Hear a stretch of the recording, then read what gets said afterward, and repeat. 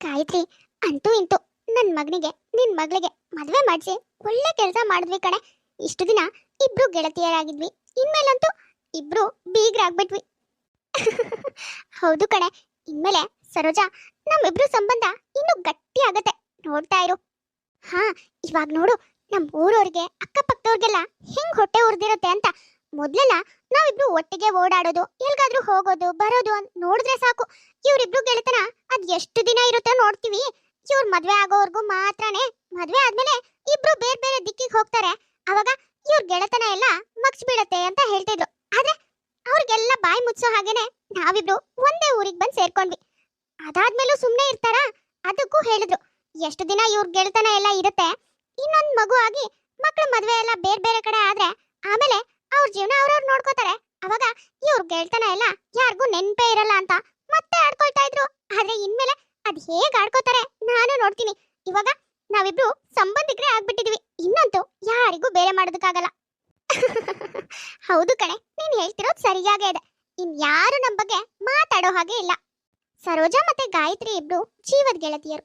ಚಿಕ್ಕಲ್ಲಿಂದಾನು ಇಬ್ರು ಒಟ್ಟಿಗೆ ಬೆಳೆದಂತವ್ರು. ಅದು ಅಲ್ದೇನೆ ಒಂದೇ ಊರಿಗೆ ಸೊಸೆಯಾಗಿ ಹೋಗಿರೋರು. ಇಷ್ಟೆಲ್ಲ ಆದ್ರೂ ಕೂಡ ಒಂದು ದಿನಾನು ಇವರಿಬ್ರು ಮಧ್ಯೆ ಮನಸ್ತಾಪನೆ ಬಂದಿರೋದಿಲ್ಲ. ಇದನ್ನೆಲ್ಲ ನೋಡಿ ಊರವರು ಅಕ್ಕಪಕ್ಕದವರು ಎಲ್ಲ ಹೊಟ್ಟೆ ಕಿಚ್ಚಿಗೆ ಇವರಿಬ್ರು ಗೆಳೆತನದ ಬಗ್ಗೆ ಕೊಂಕ್ ಮಾತಾಡ್ತಾ ಇರ್ತಾರೆ. ಆದ್ರೆ ಇವಾಗ ಸರೋಜಾ ಮತ್ತೆ ಗಾಯತ್ರಿ ಇವರಿಬ್ರು ಗೆಳೆತನನ ಇನ್ನೂ ಗಟ್ಟಿ ಮಾಡ್ಕೋಬೇಕು ಅನ್ನೋ ಕಾರಣಕ್ಕೆ ಸರೋಜನ್ ಮಗನಿಗೆ ಗಾಯತ್ರಿ ಮಗಳನ್ನ ಮದುವೆ ಮಾಡಿ ತನ್ನ ಮನೆ ಸೊಸೆ ಮಾಡ್ಕೊಂಡಿದ್ದಾಳೆ.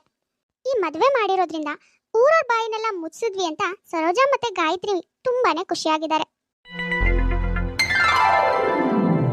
ಸಂಗೀತ, ಅಮ್ಮ ಸಂಗೀತ, ಎಲ್ಲಿದ್ಯಮ್ಮ?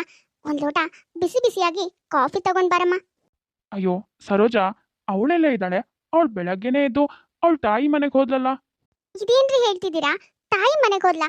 ಅಲ್ಲ, ಮದುವೆ ಆಗಿ 1-2 ದಿನ ಆಗಿದೆ ಅಷ್ಟೇ. ಅಷ್ಟು ಬೇಗ ಅವಳ ತಾಯಿ ಮನೆಗೆ ಹೋದ್ಲಾ? ಹಾ ಕಣೆ, ನಾನು ಮದುವೆ ಆಗಿ ಈ ಮನೆಗೆ ಬಂದ್ಮೇಲೆ ಅಮ್ಮನ್ನ ಅಪ್ಪನ್ನ ಯಾರನ್ನೂ ಮಾತೇ ಆಡ್ಸಿಲ್ಲ, ನೋಡೇ ಇಲ್ಲ. ಮಾವ, ನಾನು ತವ್ರ ಮನೆಗೆ ಹೋಗಿ ಬರ್ತೀನಿ, ನೀವು ಅತ್ತೆ ಹತ್ರ ಹೇಳ್ಬಿಡಿ ಅಂತ ಹೇಳ್ಬಿಟ್ಟು ಹೋದ್ಲು ಕಣೆ. ಓ ಹೌದಾ? ಅದು ಸರಿ ಬಿಡಿ. ಅವಳಂತೂ ಯಾವತ್ತೂ ತನ್ನ ತಾಯಿನ ಬಿಟ್ಟು ಒಂದೇ ದಿನನೂ ಬೇರೆಯವ್ರ ಮನೇಲಿ ಇದ್ದೋಳೆ ಅಲ್ಲ.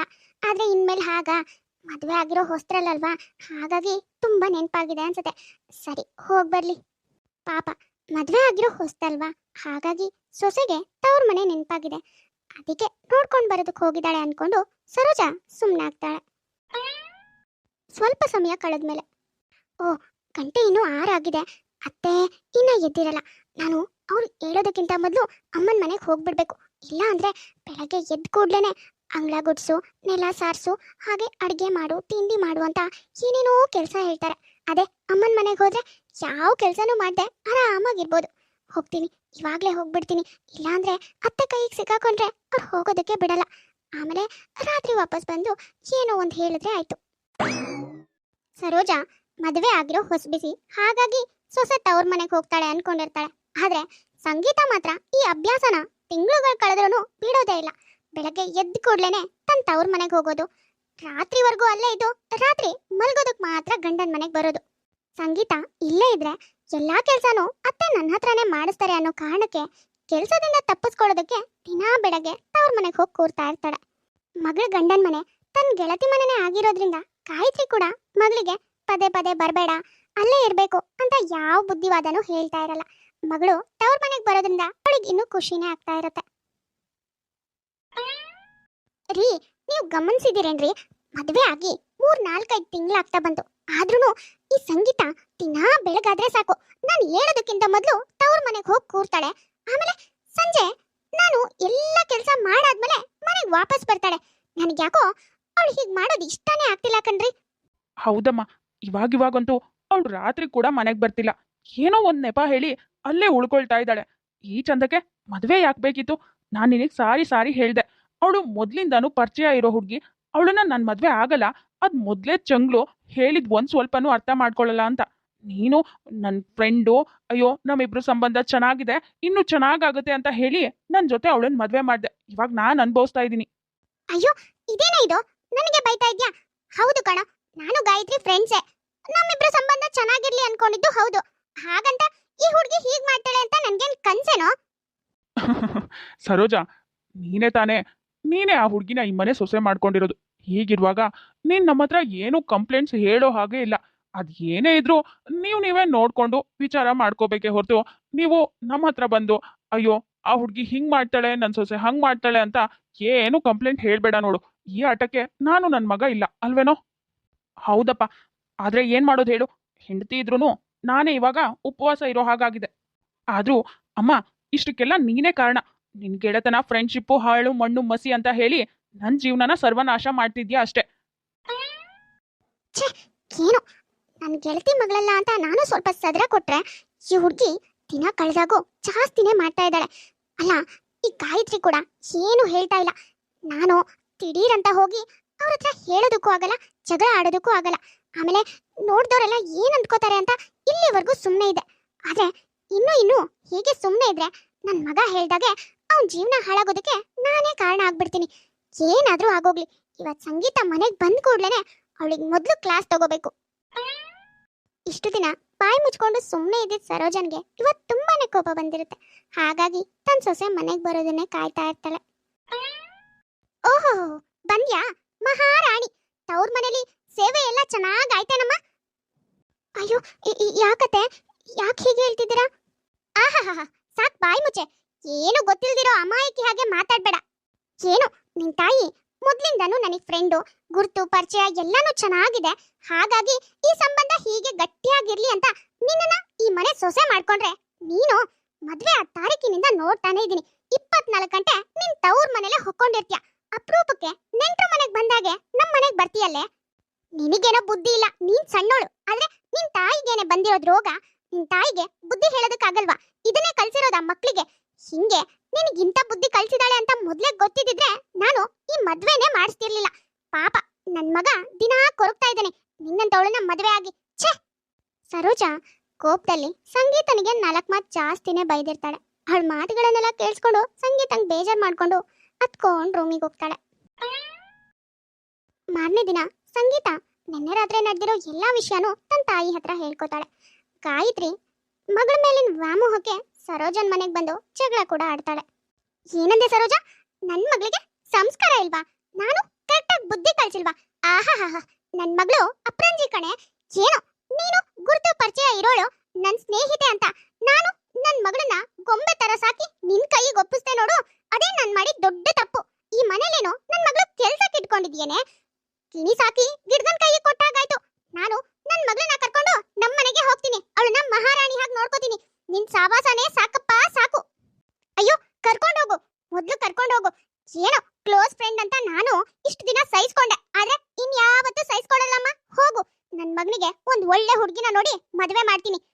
ಇಷ್ಟು ದಿನದಲ್ಲಿ ಒಂದೇ ಒಂದ್ಸರಿನೂ ಸರೋಜಾ ಮತ್ತೆ ಗಾಯತ್ರಿ ಮಧ್ಯೆ ಮನಸ್ತಾಪ ಅನ್ನೋದೇ ಬಂದಿರಲಿಲ್ಲ. ಆದ್ರೆ ಮಕ್ಕಳ ಮದ್ವೆ ಆದ್ಮೇಲೆ ಇಬ್ರು ದೂರ ದೂರ ಆಗ್ತಾರೆ. ಹೀಗೆ ಸ್ವಲ್ಪ ಸಮಯ ಕಳೆಯುತ್ತೆ. ಲೇ ರಾಜಿ, ನಿನಗ್ ವಿಷಯ ಗೊತ್ತಾಯ್ತೇನೆ? ಸರೋಜಾ ಮತ್ತೆ ಗಾಯತ್ರಿ ಇಬ್ರು ಜಗಳ ಆಡಿದಾರಂತೆ ಕಣೆ. ಅದು ಅವ್ರ ಮಗಳ ವಿಷಯಕ್ಕೆ. ಗೊತ್ತಾಯ್ತು ಅಕ್ಕ. ಅಲ್ಲ, ಯಾವಾಗ ನೋಡಿದ್ರು ನಾವಿಬ್ರು ಹುಟ್ಟಾಗಿಂದಾನು ಫ್ರೆಂಡ್ಸು, ತುಂಬಾ ಕ್ಲೋಸು. ನಮ್ಮಿಬ್ರ ಮಧ್ಯೆ ಭಿನ್ನಾಭಿಪ್ರಾಯ ಬರೋದೇ ಇಲ್ಲ ಅನ್ನೋ ಹಾಗೆ ಎಲ್ಲರ ಮುಂದೆ ಜಂಬ ಅಂದ್ರೆ ಜಂಬ ಕೊಚ್ಕೊಳ್ತಾ ಇದ್ರು. ಅದೇ ಕಾರಣಕ್ಕೆ ಮಕ್ಕಳಿಬ್ರು ಮದ್ವೆ ಮಾಡಿ ಇವರಿಬ್ರು ಸಂಬಂಧನ ಇನ್ನು ಗಟ್ಟಿ ಮಾಡ್ಕೋಬೇಕು ಅನ್ಕೊಂಡ್ರು. ಆದ್ರೆ ಇವಾಗ ನೋಡು, ಮಕ್ಕಳು ಮದ್ವೆ ಮಾಡಿದ್ದು ಇಬ್ರು ದೂರ ದೂರನೇ ಆಗೋದ್ರು. ಅದು ಅಲ್ದೇನೆ ಈ ಗಾಯತ್ರಿ ಮಗಳಿದಾಳಲ್ಲೇ ಸರೋಜನ್ ಸೊಸೆ, ಅವಳಂತೂ 24 ಗಂಟೆ ತವ್ರ ಮನೇಲೆ ಇರ್ತಿದ್ಲಂತೆ ಕಣೆ. ಈ ವಿಷಯದ ಬಗ್ಗೆ ಗಾಯತ್ರಿನೂ ಒಂದು ಮಾತು ಆಡ್ತಿರ್ಲಿಲ್ಲಂತೆ. ಅದಕ್ಕೆ ಸರೋಜನ್ ಕೋಪ ಬಂದು ಅವಳ ಹತ್ರ ಜಗಳ ಆಡಿದಾಳೆ.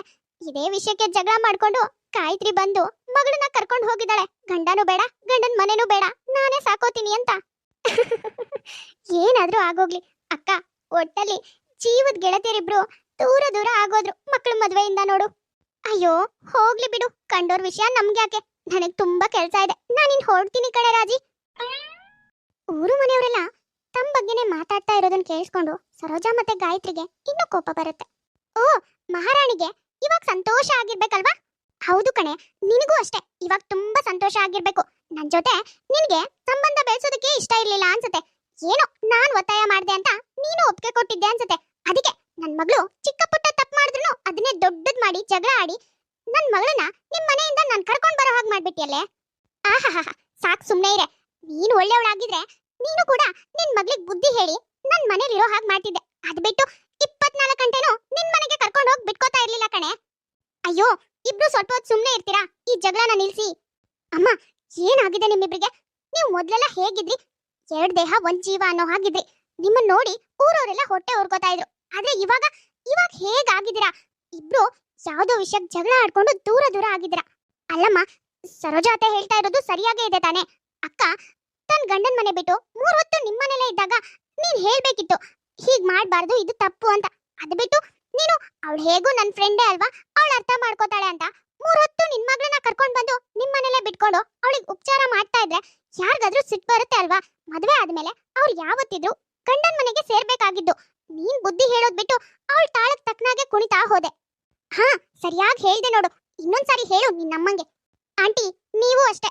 ಇಷ್ಟೆಲ್ಲ ಜಗಳ ಆಗಿ ದೂರ ದೂರ ಆಗೋ ಬದಲು ನೀವೇ ಸ್ವಲ್ಪ ಸರಿ ಮಾಡ್ಕೊಳ್ಳೋದ್ರ ಬಗ್ಗೆ ಯೋಚನೆ ಮಾಡ್ಬೋದಿತ್ತು. ಆದ್ರೆ ಇಷ್ಟೆಲ್ಲ ಆದ್ರೂ ಕೂಡ ನೀವ್ ಒಂದಿನಾರು ಬಂದು ಅಮ್ಮನ ಹತ್ರ ಮಾತಾಡಿದ್ರಾ? ಇಷ್ಟೇನಾ ನಿಮ್ ಫ್ರೆಂಡ್ಶಿಪ್ಗೆ ನೀವು ಕೊಡೋ ವ್ಯಾಲ್ಯೂಸು? ಹೌದು ಕಣೆ ಸರೋಜಾ, ನಾನು ತುಂಬಾ ತಪ್ಪು ಮಾಡ್ಬಿಟ್ಟೆ. ಏನೋ ನೀನ್ ನನ್ನ ಫ್ರೆಂಡೇ ಅಲ್ವಾ, ನನ್ನ ಮಗಳು ನನ್ನ ಮನೇಲಿದ್ರು ನಿನ್ ಮನೇಲಿದ್ರು ಏನೂ ವ್ಯತ್ಯಾಸ ಆಗಲ್ಲ ಅಂತ ನಾನು ನನ್ನ ಮಗಳನ್ನ ಜಾಸ್ತಿ ಹೊತ್ತು ನನ್ನ ಮನೇಲೆ ಬಿಟ್ಕೊಂಡ್ಬಿಟ್ಟೆ ಕಣೆ. ನಾನು ಹಾಗೆ ಮಾಡಬಾರ್ದಿತ್ತು. ಅವಳಿಗೆ ಬುದ್ಧಿ ಹೇಳಿ ನಿನ್ನ ಮನೆಗೆ ಕಳ್ಸ್ಕೊಡ್ಬೇಕಿತ್ತು. ಎಷ್ಟೇ ಅಂದ್ರು ಮದುವೆ ಆದ್ಮೇಲೆ ಅವಳು ನಿಮ್ಮನೆ ಸ್ವತ್ತು. ಆದ್ರೆ ನನ್ನ ತಲೆಗೆ ಇದು ಹೊಳಿಲೇ ಇಲ್ಲ ಕಣೆ. ಸಾರಿ ಕಣೆ, ನನ್ನಿಂದ ನಿನಗೆ ತುಂಬಾನೇ ಬೇಜಾರಾಗ್ಬಿಡ್ತು. ನಿನ್ನ ಮಗಳು ಹೇಳ್ತಿರೋದು ಸರಿಯಾಗಿದೆ ಗಾಯತ್ರಿ. ನಾನು ಕೋಪದಲ್ಲಿ ಏನೇನೋ ಮಾತಾಡ್ಬಿಟ್ಟೆ. ದಯವಿಟ್ಟು ಕ್ಷಮಿಸ್ಬಿಡೆ. ಯಾವತ್ತೂ ನಿನ್ನ ಮನಸ್ಸಿಗೆ ನೋವು ಮಾಡ್ದೋಳೆ ಅಲ್ಲ. ನಿನ್ನನ್ನು ತುಂಬ ಚೆನ್ನಾಗಿ ಅರ್ಥ ಮಾಡ್ಕೊಂಡಿದ್ದೆ. ಆದರೆ ಈ ಕೋಪದಲ್ಲಿ ನಿನಗೆ ಮನಸ್ಸಿಗೆ ನೋವಾಗೋ ಹಾಗೆ ಮಾತಾಡ್ಬಿಟ್ಟೆ. ಸಾರಿ ಕಣೆ. ಸರಿ ಸರಿ, ಇವಾಗ ನಿಮ್ ಸಾರಿ ಪೂರಿನೆಲ್ಲ ಬದಿಗಿಟ್ಟು ಮೊದಲು ಅಕ್ಕ ಬಾವನ ಒಂದ್ ಮಾಡೋದ್ರ ಬಗ್ಗೆ ಯೋಚನೆ ಮಾಡಿ. ಬನ್ನಿ ಬನ್ನಿ. ಇಷ್ಟೆಲ್ಲ ಆದ್ಮೇಲೆ ಗಾಯತ್ರಿ ತನ್ನ ಮಗಳಿಗೆ ಬುದ್ಧಿ ಹೇಳಿ ತಾನೇ ಗಂಡನ ಮನೆಗೆ ಕರ್ಕೊಂಡು ಹೋಗಿ ಬಿಟ್ಟು ಬರ್ತಾಳೆ. ನೋಡಿದ್ರಲ್ಲ ವೀಕ್ಷಕರೇ, ಇವತ್ತಿನ ಈ ವಿಡಿಯೋ ನಿಮಗೆ ಸ್ವಲ್ಪನಾದ್ರೂ ಇಷ್ಟ ಆಗಿದ್ರೆ ಪ್ಲೀಸ್ ನಮ್ಮ ಯೂಟ್ಯೂಬ್ ಚಾನಲ್ನ ಸಬ್ಸ್ಕ್ರೈಬ್ ಮಾಡ್ಕೊಳ್ಳಿ, ಲೈಕ್ ಮಾಡಿ, ಶೇರ್ ಮಾಡಿ, ಹಾಗೆ ಕಮೆಂಟ್ ಮಾಡಿ. ತುಂಬಾ ಜನ ಹಾಗೆ ವಿಡಿಯೋಸ್ ನೋಡ್ತಾ ಇದ್ರ. ಯಾರ್ಯಾರು ಹಾಗೆ ವಿಡಿಯೋಸ್ ನೋಡ್ತಾ ಇದ್ರೋ ದಯವಿಟ್ಟು ಸಬ್ಸ್ಕ್ರೈಬ್ ಮಾಡ್ಕೊಳ್ಳಿ. ಹಾಗೆ ಪಕ್ಕದಲ್ಲೇ ಇರೋ ಬೆಲ್ ಐಕಾನ್ನ ಕ್ಲಿಕ್ ಮಾಡಿ ಆಲ್ ಅನ್ನೋದನ್ನ ಸೆಲೆಕ್ಟ್ ಮಾಡಿ. ನೆಕ್ಸ್ಟ್ ಯಾವುದೇ ವಿಡಿಯೋ ಹಾಕಿದ್ರು ನೋಟಿಫಿಕೇಶನ್ ಬರುತ್ತೆ. ನೋಟಿಫಿಕೇಶನ್ ಮೂಲಕ ನೀವು ವಿಡಿಯೋನ ನೋಡ್ಬೋದು. ಸರಿ, ಹಾಗಾದ್ರೆ ನಾವಿನ್ನ ಹೊರಡ್ತೀವಿ. ನೆಕ್ಸ್ಟ್ ವಿಡಿಯೋದಲ್ಲಿ ಮತ್ತೆ ಸಿಗ್ತೀವಿ.